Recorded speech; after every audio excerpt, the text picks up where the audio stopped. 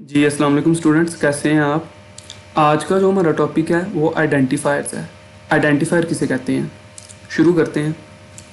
देखें, आइडेंटिफायर को आप आसान अल्फाज में समझना चाहें तो आइडेंटिफायर नेम्स को कहते हैं, ठीक है, नाम को कहते हैं आइडेंटिफायर।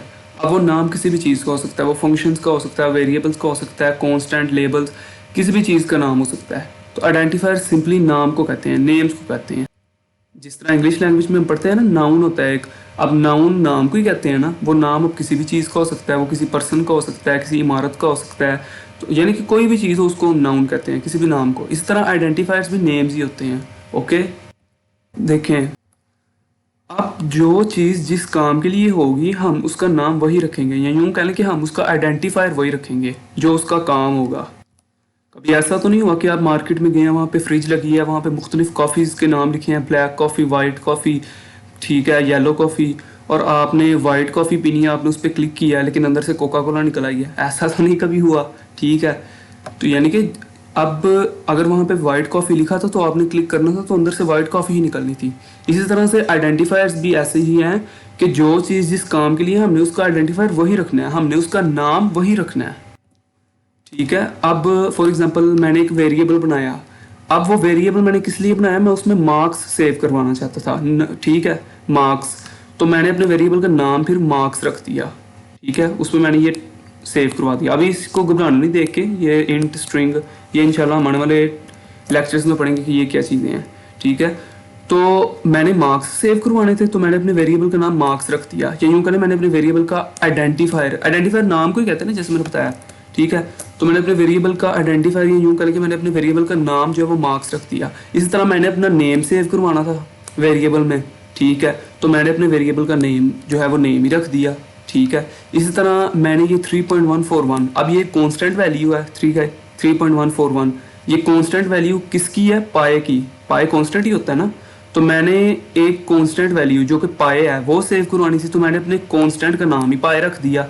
तो ये बात कट कर रहे हैं ना आप, कि जो चीज़ जिस काम के लिए मैंने उसका नाम वही रखा है। ये मैंने यहाँ पे नाम सेव करवाना था तो मैंने अपने वेरिएबल का नाम भी नेम ही रख दिया। मैंने यहाँ पे मार्क्स सेव करवाने थे तो मैंने उसका नाम भी मार्क्स रख दिया। यहाँ पे मैंने एक कॉन्स्टेंट सेव करवाना था, कॉन्स्टेंट कौन सा, पाए कॉन्स्टेंट, तो मैंने अपने कॉन्स्टेंट का नाम ही पाए रख दिया।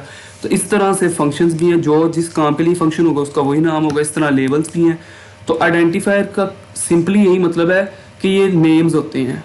ओके, अब हमारा आइडेंटिफायर कितना लंबा हो सकता है, ठीक है, यानी कि हमारे आइडेंटिफायर की रेंज कितनी हो सकती है। हमारा आइडेंटिफायर, हम अपने आइडेंटिफायर को कितने लेटर्स तक लिख सकते हैं, ठीक है।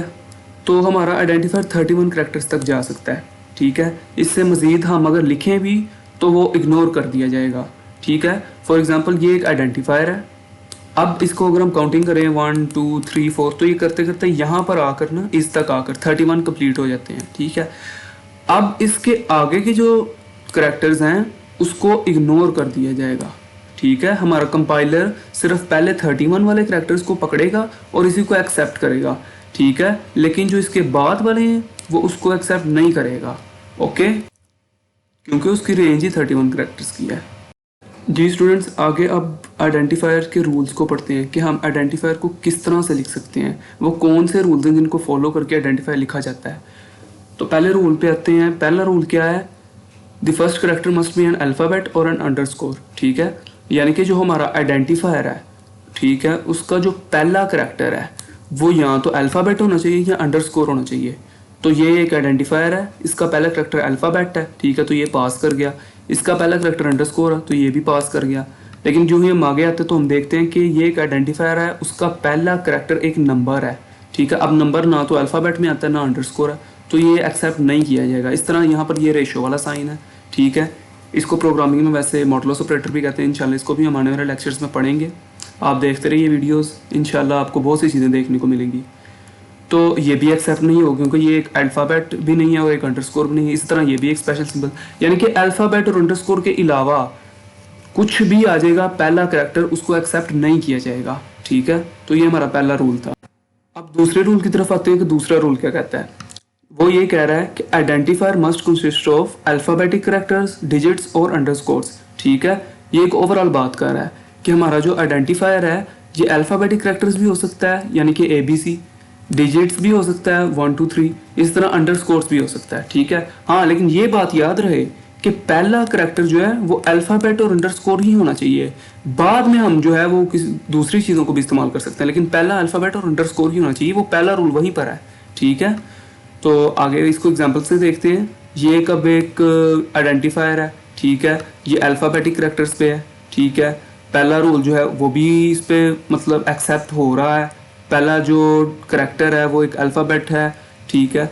इस तरह ये भी दूसरा है, ये भी एक्सेप्ट हो जाएगा, ये तीसरा है, ये एक्सेप्ट हो जाएगा। इसमें डिजिट तो आ रहा है लेकिन बाद में आ रहा है ना, शुरू में तो नहीं ना आ रहा, शुरू में तो एक अल्फ़ाबेट आ रहा है, ठीक है, तो बाद में इस्तेमाल हो सकता है।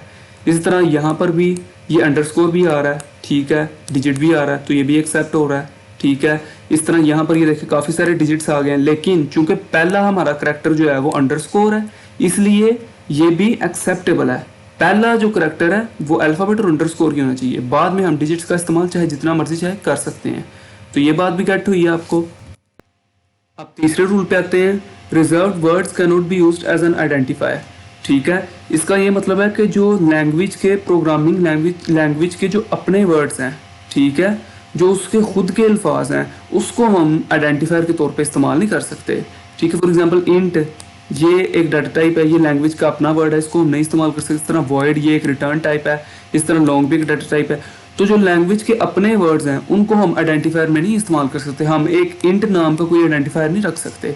ये चीज़ें हम इंशाल्लाह आने वाले टॉपिक्स में जैसे जैसे हम आगे जाएंगे ना, हम इंशाल्लाह इन चीज़ों को प्रैक्टिकल करेंगे, ठीक है।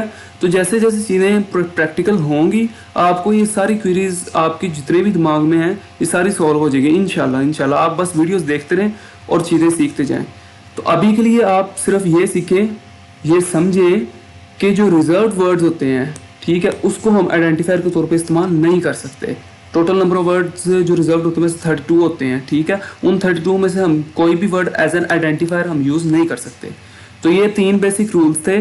पहला क्या था कि फर्स्ट करैक्टर अल्फ़ाबेट और अंडरस्कोर होना चाहिए। दूसरा ये था कि हमारा आइडेंटिफायर जो है वो अल्फ़ाबेटिक करैक्टर्स पे भी हो सकता है, डिजिट्स पे भी हो सकता है, अंडरस्कोर पे भी हो सकता है। इनके अलावा हम अपना आइडेंटिफायर नहीं लिख सकते, ठीक है। तीसरा ये है कि जो रिजर्व्ड वर्ड्स हैं, जो लैंग्वेज के अपने अल्फाज हैं, उनको हम एज एन आइडेंटिफायर इस्तेमाल नहीं कर सकते।